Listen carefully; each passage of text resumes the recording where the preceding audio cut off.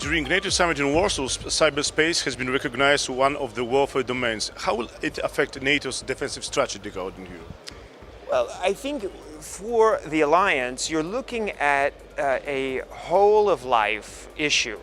So cyberspace is bigger than any one country. It's bigger than the alliance even. So we're all sort of in the same space now. But this includes businesses and academia, government, as well as civil society. So it can be that businesses will suffer attacks because they manage critical infrastructure, right? National security space, adversaries, they would like to be able to coerce you in various ways. One of the ways they may do that simply is to gain access to and be able to manipulate electricity supply. Maybe telecommunications because of propaganda purposes, or being able to shut off a particular society from the words of its government, for example. In the military space, most critically, just as if you're a student or a professor and you use computers to do your work faster and more efficiently, in the military space, if you're a ship captain or a tank commander, you also use computers in the same way to get intelligence as well as to defend yourself and to target the adversary. So it's the same thing. Adversaries will be targeting those computers in a form of cyber war to be able to defend themselves and to be able to attack you. The alliance from its standpoint has a lot to think about in terms of protecting its citizens, all of whom now have a supercomputer in their pocket, which is a source of good intelligence, but also an ability to push information warfare directly to the citizen. If it comes from abroad, that's easy via cyberspace for me to give you a political message directly to the citizens within anywhere around the world. NATO, from its perspective, doesn't need to overreact. It doesn't need to generate its own propaganda. It doesn't need to become Big Brother.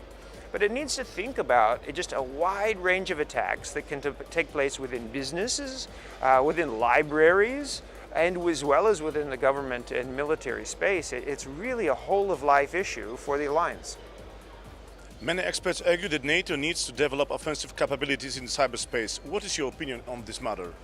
So one of the things about cyber is it tends to be highly compartmented and classified. And so this is a little bit of a conundrum for decision makers, because even a lot of national level decision makers, they don't maybe have the classification requirements to read about cyber operations or the technical understanding to know how they work and what they can do, and on the defensive side to know what the adversary maybe has done to them.